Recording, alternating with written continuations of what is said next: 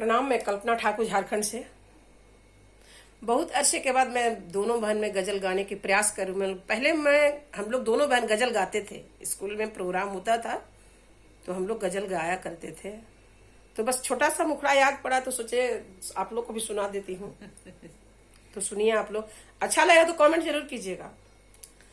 सुना जो हमने ओ आ रहे हैं, गरीब खाना सजाया हमने। सुना जो हमने ओ आ रहे हैं, गरीब खाना सजाया हमने।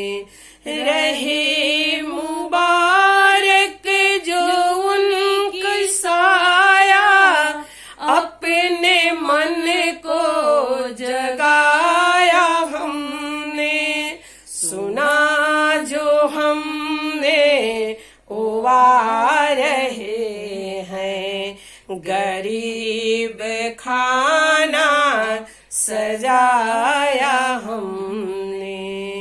हमें जो करना है कर रहे हैं, दुआ का दामन है थामा हमने। सुना जो हमने ओ आ रहे हैं, गरीब खाना सजाया हमने।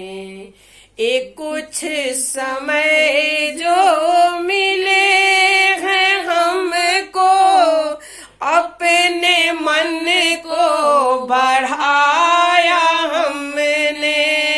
एक कुछ समय जो मिले हैं हमको, अपने मन को बढ़ाया हमने।